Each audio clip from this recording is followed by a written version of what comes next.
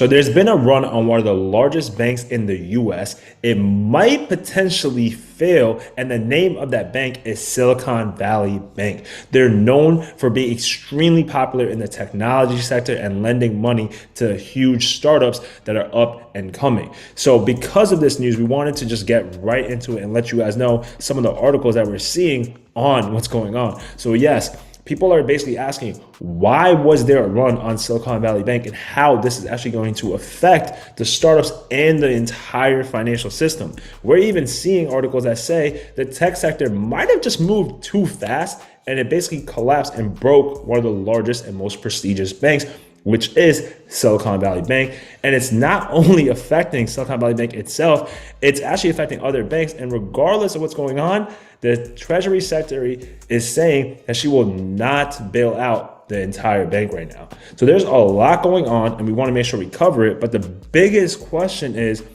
it actually too big to fail? Will it get rescued? And what is really happening and why is it happening? So, bro, let's break it down, bro.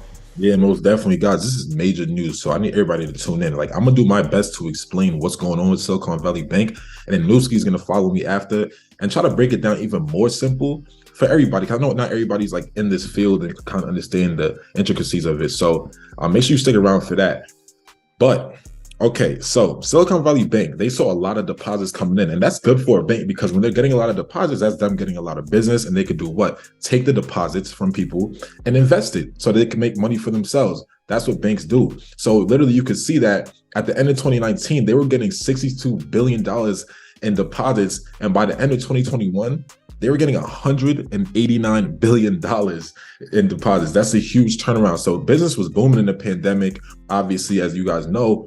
But then guess what? The economy started to turn over. As you know, Jerome Powell came out, started raising interest rates and had to try to slow the economy down as much as possible. So the bonds that Silicon Valley Bank was investing into, they had a low interest rate because back when the economy was booming, the short-term bond rates, like they gave you a low interest rate, and even the long-term bond rates, the interest rate was pretty low as well. So they're kind of stuck with this. Unfortunately, they're stuck with this. So as you guys see, the bond bubble burst, right? There was the worst bond performance in over 100 years. So they faced a lot of potential losses by being stuck with these bonds with low interest rates. Why is that a bad thing? Because if you need to liquidate and get money right away, you're going to be selling your bonds at a discount. So what happened is now business slowed up, right? Because like you said, the economy is slowing up. So these smaller businesses, they're not making as much. Therefore, they can't deposit as much into the bank, and they burn through a lot of cash. Because remember, these are startups, these are tech startups. They burn a lot of cash, trust me. So it's kind of tough. Now the bank is in a tough scenario because they're not getting deposits like that. And then banks have to meet a certain requirement when it comes to reserves. And so they're kind of looking at their sheets like, oh man, we might not have enough money. We need to liquidate some of these bonds. The issue is, as we said, Jerome Powell already hiked interest rates so much, so aggressively over the past year that the bonds that's on the market now, you're seeing like 5%. You're seeing much higher interest rate returns than the ones that Silicon Valley Bank was holding, which is about 1.5%. So now your bonds that you have are not even competitive. So Silicon Valley Bank is trying to sell it back to the market, but they're selling back a 1.5% when people could get way better. So now they have to lower the price of the actual bond in order to get it sold. So now you're taking an entire loss. Now you're selling at a loss. What's up? Just to make that even more clear, right? You know how you're saying they have to sell it. Guys, the reason why the whole world works like this, right? So banking is no different. When someone has to sell something, that means there has to be a buyer, right? Like that's the whole point. For you to actually sell, someone has to buy your product. And that's what Rel is saying. That's why they have to sell at a loss, because I think, correct me if I'm wrong, bro, what you're saying is if they bought it at 1.5%, the bonds that they invested in, right? Why would anyone buy their bond at the full price when they could take their money and just invest it in a different bond that's giving the better return? It makes no sense, which is exactly why people are saying, nope, I'm not going to buy it. I'm going to buy this the cheapest value possible because I don't care. You're the one losing money, not me. Nah, literally, that's exactly what happened. So now it's like it's tough because now they took a loss on those bonds and they still need money to make up to meet their requirements. So they issue out a capital raise. They're trying to raise capital. When people notice that in Silicon Valley, which is where a lot of tech startups reside, people are like, oh, hold on. That bank is struggling with money. Let's take our money out. And there comes a classic run on the banks because Silicon Valley is it's like a small community, right? They're gonna start talking to each other and be like, hey, you should take your money out, you should take your money out. So then people take money out, and then there goes a run of the banks, bro. And now we're in trouble.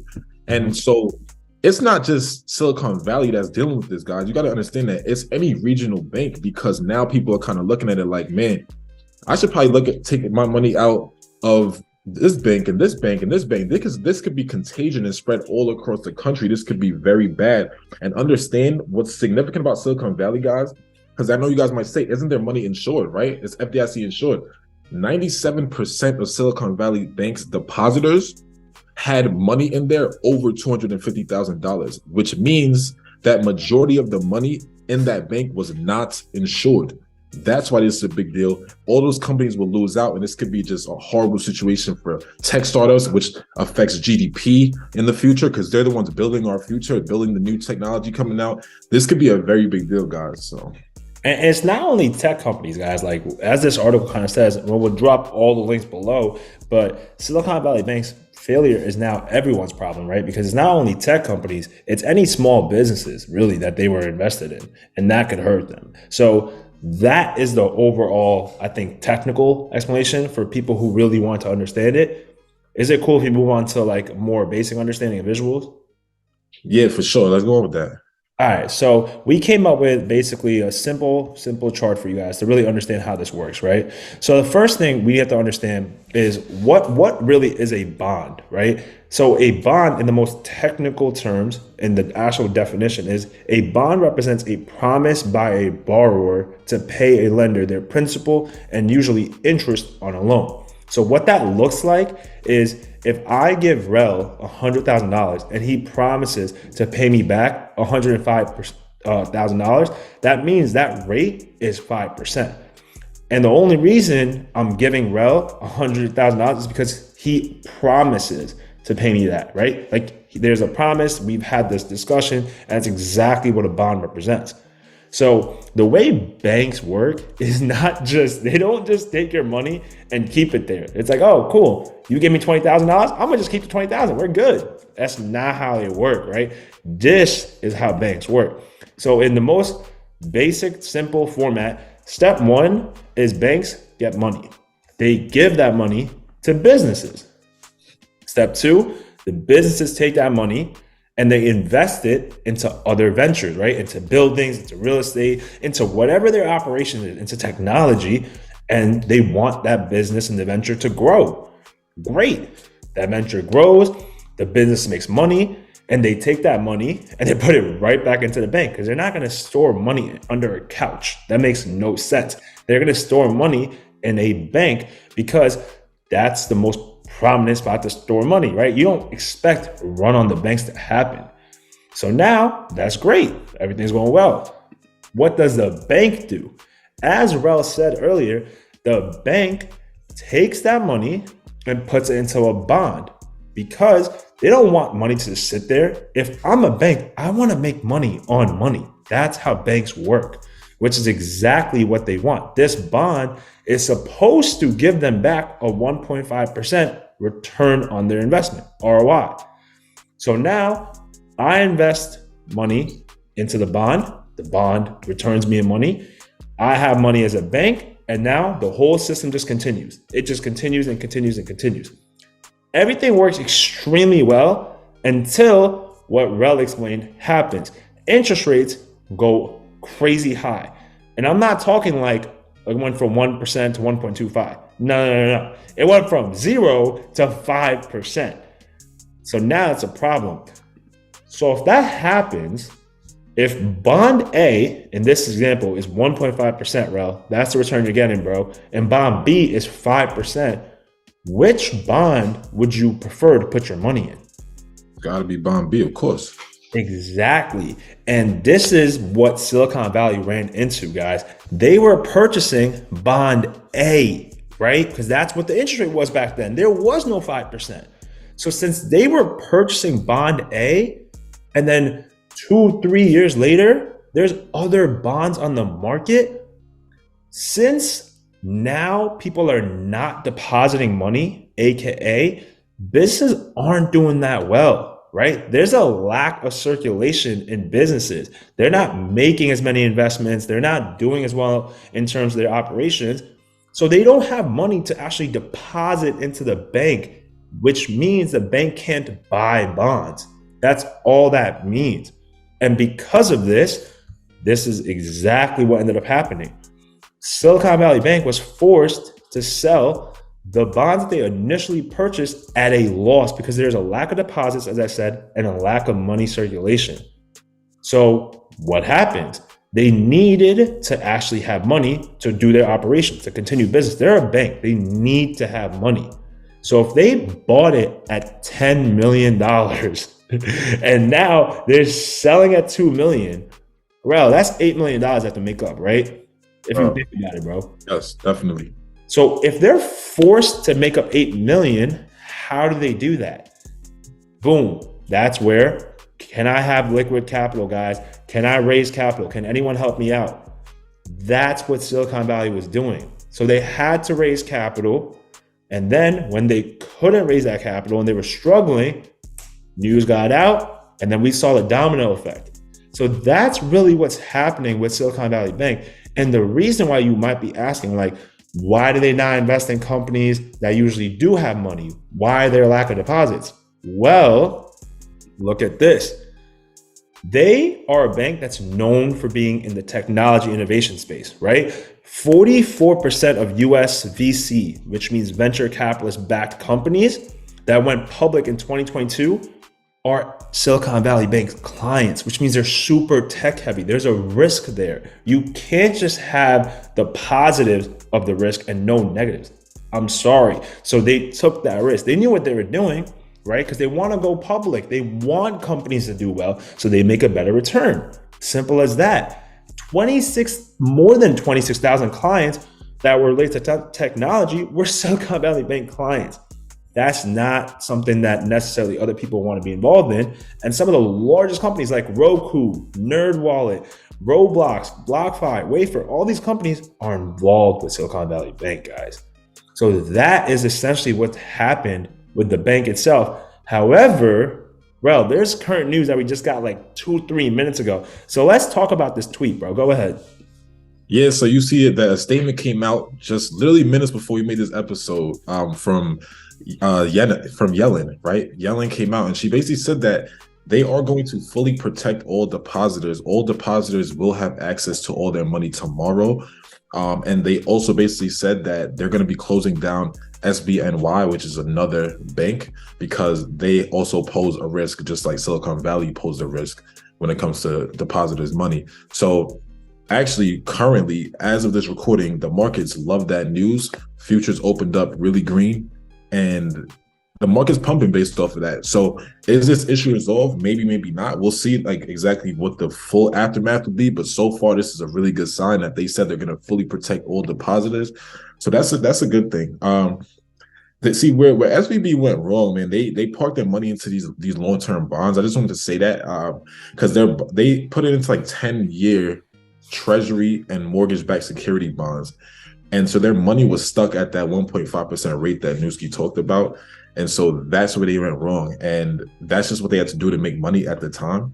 Mm-hmm. So it's kind of tough because, as you see, SBNY, they said, is another bank that might have ran into issues similar. And it makes me just continue to wonder, like, who else is in that scenario, especially banks that were trying to make money in that pandemic time period where you're just searching for a good place to place money that's safe, like a bond is. Bonds are safe. That's why they went there. But the best interest rates come from long-term bonds typically. But long-term bonds at 1.5% ain't really a good interest rate. As you see right now, that's changed. So I just wonder which other banks are going to be like felt from this. Honestly, like there's a lot still in store for us, in my opinion. Yeah, and I think what's going to end up happening is essentially, guys, we're going to have to see how the whole banking sector reacts right? We're dropping this on Sunday because it is extremely important that you guys understand this. And we have to drop this before the market opens on Monday so you guys know what's happening, so you guys can prepare yourself, right? But this is big news. This is not small. So you have to protect yourself when it comes down to it. And I just want to reiterate, bro, this is not just tech sector, right? Like this trickles through the entire economy. Remember, first of all, when it comes to those small businesses, they shape our future. So if they shut down, America now can't really compete on that level. And even like our kind of quote unquote rivalry with China, that's giving them an edge right there in the first place. If our future innovators are being shut down right now, that's right there. Also, like there's people like even payment processing companies that keep money in banks like Silicon Valley. If they shut down, then now payment processors can't give money to people who are even sellers on certain websites, for example, and these people can't pay their employees, et cetera, et cetera. So this trickles throughout the entire economy. This is not a small deal right here.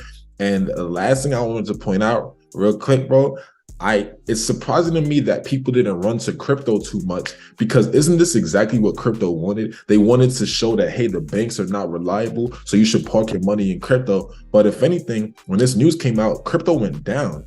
And then when the news seemed to have a bit of a revival, crypto ticked back up. And that just shows you that crypto is still a risky asset. It's not seen as a safe haven yet.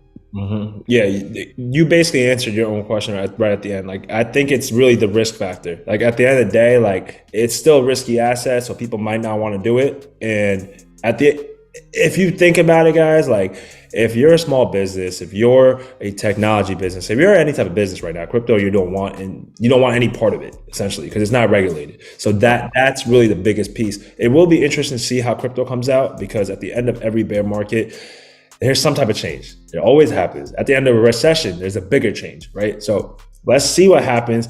If you guys like this type of video, please make sure you like, comment, and subscribe to the channel, because Rel and I work extremely hard to get this information to you. All the links will be in the description below. And please make sure to click that little notification bell, because we drop new videos a week. You don't want to miss them. This was an emergency video, so make sure you check it out. The whole video, if you're still listening, thank you. Check us out Wednesday. Until then, peace. Peace. Soundstripe.